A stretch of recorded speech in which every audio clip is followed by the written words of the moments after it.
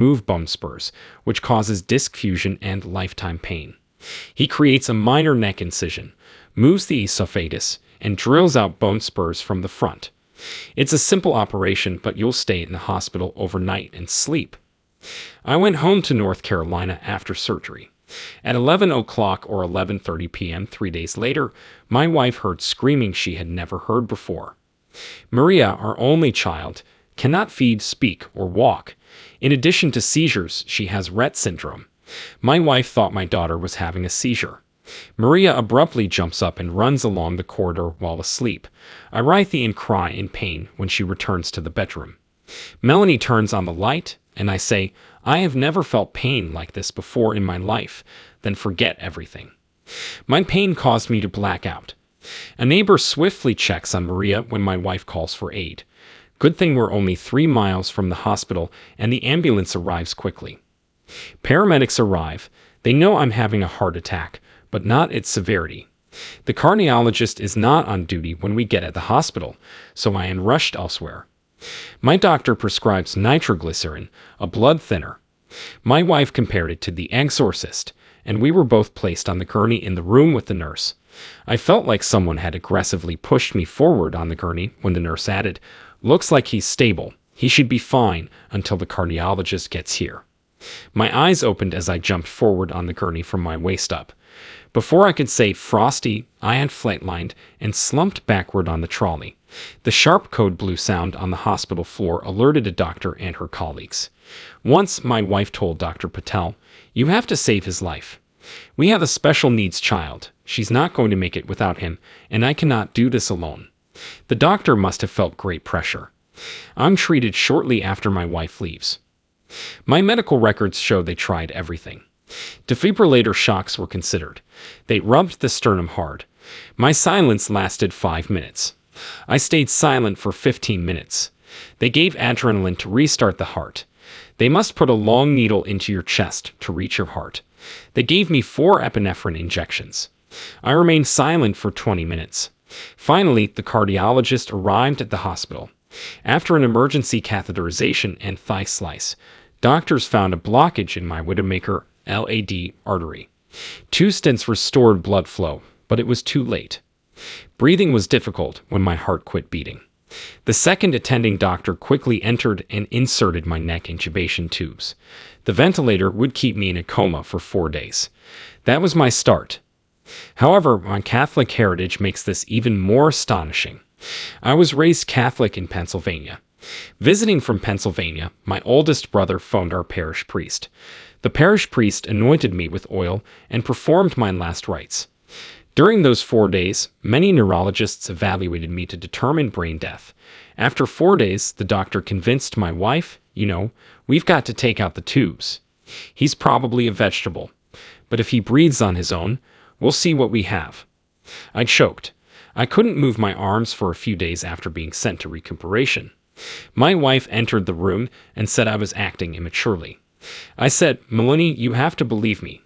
It was Frosty." She said, "Oh my God, Rob, that makes so much sense." My immediate thought was, "What are you talking about?" She said, "Right before you flatlined, you sprang forward on the gurney, your eyes popped open, and you screamed out Frosty's name, and then collapsed." Frosty, my brother-in-law, told this anecdote. The night I died, he was 56, my age. Unfortunately, Frosty committed suicide 7 weeks before my death. Frosty's divorce was a mess then. Despite his drug history, he was clean for a period. Around Christmas, he was in the attic bedroom with his parents 40 miles away.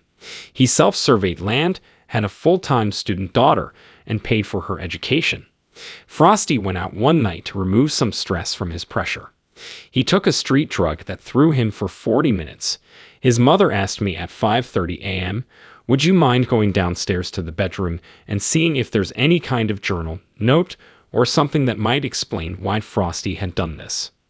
After searching through a dreadful scene, I found a journal after climbing 7 times in that room. I gave it to relatives. So that was my first event. I know the rules have changed, but as a Catholic, suicide was a dreadful sin. You went downhill from there. There was no going back. That's why it matters. My wife asked, "Tell me exactly what Frosty said to you." Frosty had told me, "I've made a big mess of things, and you have to go back and help clean things up. But tell my parents I'm in a good place." This revelation changed my worldview. Frosty committed suicide, but he was happy.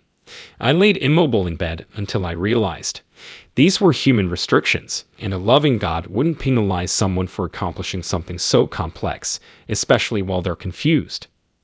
Because of that, my entire belief system changed, giving me immense personal freedom. I recognized then that a kind God would never condemn so harshly. My second most memorable event happened on day 2. A beautiful Indian woman with chocolate eyes brought a chair to my bed. She knew my limbs were immobile because I was recuperating. Being unconscious, I had no idea who she was until she touched me. She began, "I'm Dr. Patel. I was the doctor on call that night that kept working on you and kept working on you." She cried and said, "I can't tell you how many times I almost lost you." Then she started singing about her father, which seemed odd. She said, "My father and I were so close. He helped me through medical school. We could almost read each other's thoughts." She said, "I'm Hindu, a very spiritual person. You know, all my father lived for was to see my firstborn child. 6 months before my son was born, my father passed away suddenly from an aneurysm." She said, "You know, since then, I've been very bitter.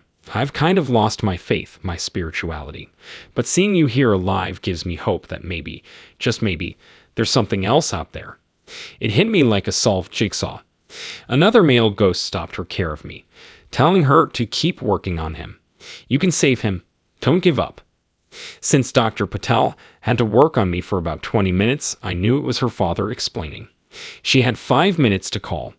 At that point, I was too scared to tell her. The cardiologist and respiratory specialist who intubated me were among the specialists I questioned a year later. I interviewed them again for my book. I got the nerve to sit at the hospital cafeteria.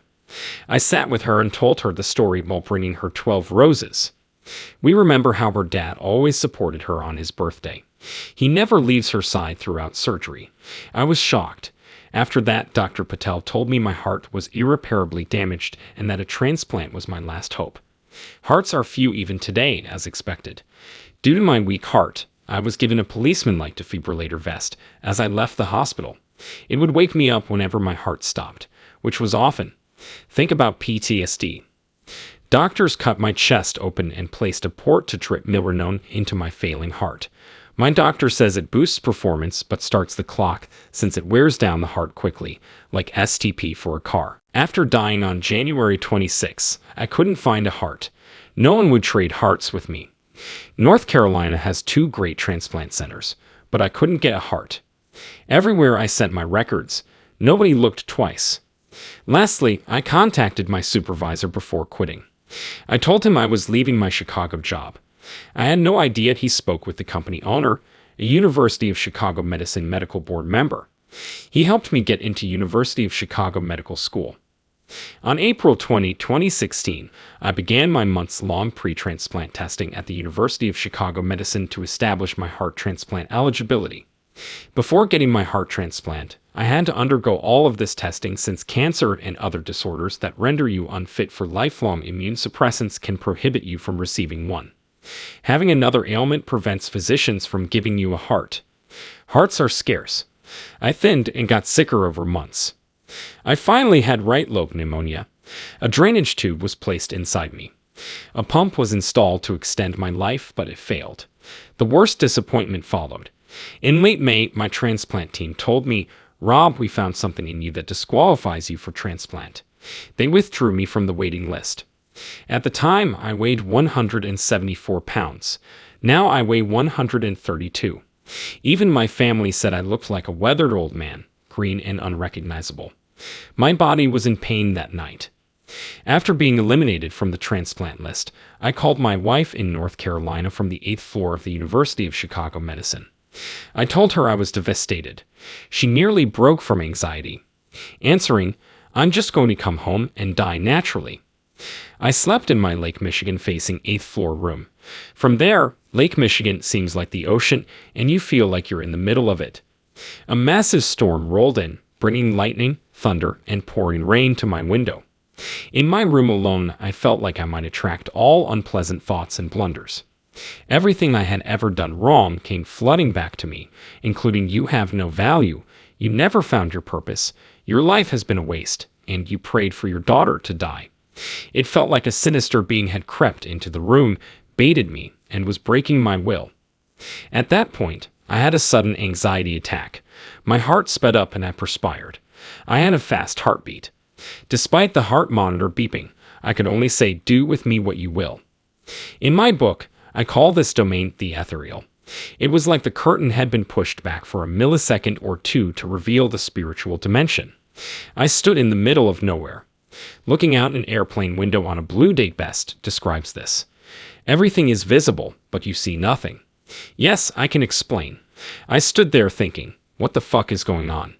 This is completely out of my league.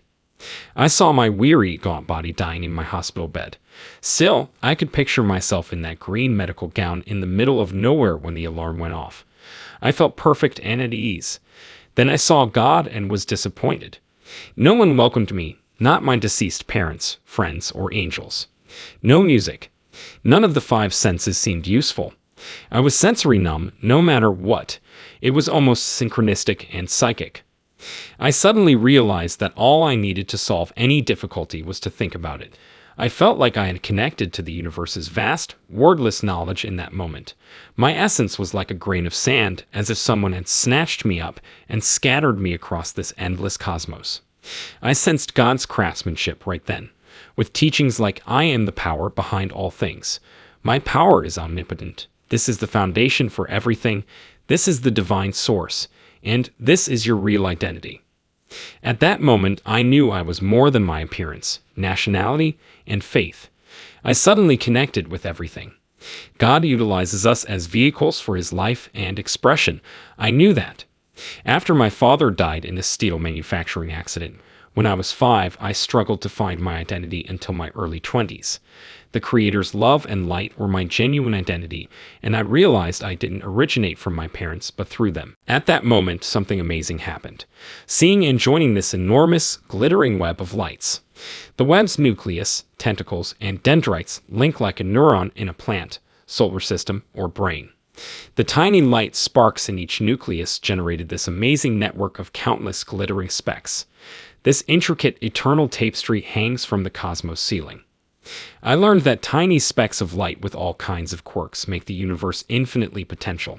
From planets to trees to dogs, all living things are made of luminous entities that generate light. Since everything is one, it doesn't matter. Whatever our differences, we are all made of the same basic materials. I learned God uses light to create, heal, and transform. I felt completely connected in this web. Being alone was a mirage then, because I am connected to everything, just a tiny dot in the great fabric of consciousness. I used to think that harming myself would affect everything else I was bound to. Love would shine the light. Despite its intimate nature, I shall present this in my book. I mentioned my 28-year-old daughter, Maria. She was 20 and silent when I died that night. Maria escaped that web. She stood absolutely whole in the middle of nowhere, her eyes shining with spiritual light that gives things life, not sunlight. I said, "Maria, I've never heard your voice. I've never heard you say, 'I love you, Dad.' Your mother and I have taken you everywhere to find a cure, to ease your suffering. Please just tell me what I can do for you." She said, "Just love me." When she said that, I yelled into space, wanting to stay forever. While I said so, the nurses ran to my hospital bed and started administering me IV medicines to stabilize me. My near-death experience ended then. My doctor informed me shortly after that they had petitioned the government for a transplant exception. One transplant was performed on me on June 6, 2016. I don't want to spoil my extraordinary experience for anyone who wants to read the book. Carrying another person inside you is mind-boggling. The heart is more than an organ since it houses the soul. Due to early fetal development, the heart-brain link occurs early. Heart transplantation can be effective because a donor heart must learn to interact neurologically, produce hormones, and form new sympathetic and parasympathetic nervous system pathways. An aura-like electromagnetic field radiates from the heart and communicates. Our gut feelings are here. My recollections, preferences, and musical and emotional tastes changed after my transplant as my new heart worked through me. My near death and life changing encounter had another extraordinary element. My experience has taught me that we are light at our core, regardless of skin color. Interdependence links us all. This understanding is crucial in a time when the globe seems to be falling and people are growing more distant. Together, we must acknowledge our interdependence.